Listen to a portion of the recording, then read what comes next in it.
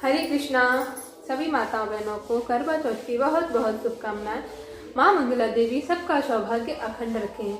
करवा चौथ के दिन जिनकी पूजा होती है, करवा माता, जिनकी तस्वीर आपको अभी यहाँ स्क्रीन पे दिख रही होगी, इनकी एक छोटी सी कथा है जो मैं आपको बताती हूँ कि ये जो करवा माता थी वो अपने पति के साथ एक नदी के किनारे अपना घर बना के रहती थी।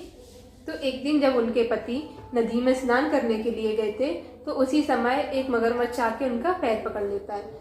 और जब उनके पति पुकार के लिए करवा माता को बुलाते हैं, उनसे मदद मांगते हैं, तो जब वो आके देखती हैं कि मगरमच्छ ने उनके पति का पैर पकड़ा हुआ है, तो वो करवा माता क्या करती हैं, अपनी साड़ी का एक कच्चा धागा निकाल के उस मगरमच्छ के पैर से बांध के ऐसे बांध देती हैं। वो मगरमच्छ उस कच्चे धागे को नहीं तोड़ पाता है, वो मगरमच्छ उस कच्चे धागे से बंध जाता है। वो ऐसा इसलिए क्योंकि जो करवा माता थी वो बहुत ही पतिव्रता स्त्री थी।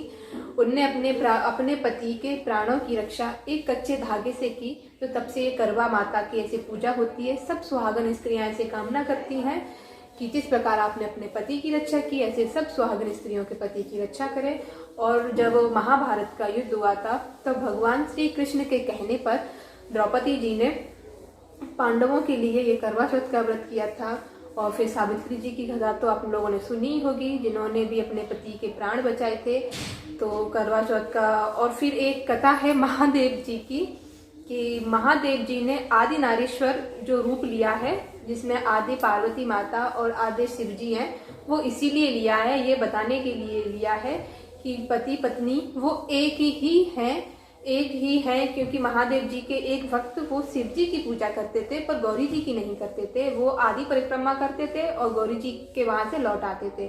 तो फिर उसके लिए महादेव जी ने एक रूप लिया, अपने एक भक्त को समझाने के लिए रूप लिया कि हम दोनों पृथक नहीं है, गौरी शंकर एक ही हैं। तो गौरी शंकर जी ने, महादेव जी ने आदि नारेश्वर का रूप लेके हर जोड़े को, हर पति पत्नी को यही समझाया है कि तुम एक ही हो, तुम एक ही हो। लेकिन आजकल क्या हो रहा है कि करवा चौथ का, पति पत्नी का, इन सब का महत्व, इन सब हम किताबों से, पुराणों से, इनसे नहीं सीखते हैं। हम सीखते हैं टीवी सीरियल से, हम सीखते हैं पिक्चर से, जिसमें बताया जाता है, हम सब वही करते हैं। करवा चौथ की टीवियों में बड़ी ही तैयारियां चलती हैं। किसी सीरियल में देखो कि करवा चौथ की क्या तैयारियां हो रही हैं। करवा चौथ की तैयारियां होती हैं कि माता जी वो गई हैं पार्लर पे, दुनिया भर के रसायन अपने मुंह पर लपेटवा रही हैं। इतने फल फ्रूट उनके रसोई घर में नहीं मिलते हैं जितने उनके मुंह पर लपेटे जाते हैं। बस ये इतना महत्व रह गया है करवा चौथ का कि बस सजना और संवरना, 16 श्रृंगार करना करवा चौथ की एक रस्म है। 16 श्रृंगार करना चाहिए,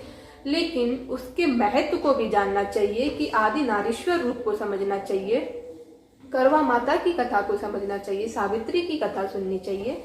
तो इसी करवा चौथ के शुभ अवसर पर एक बहुत ही प्यारा करवा चौथ स्पेशल ये भजन है जो कि मैं आप सब लोगों को सुनाना चाहती हूँ। और अगर आप लोगों को पसंद आए तो प्लीज लाइक कीजिएगा और मेरे चैनल को सब्सक्राइब जरूर कीजिएगा। चलिए आज का भजन शुरू करते हैं। हरे कृष्णा।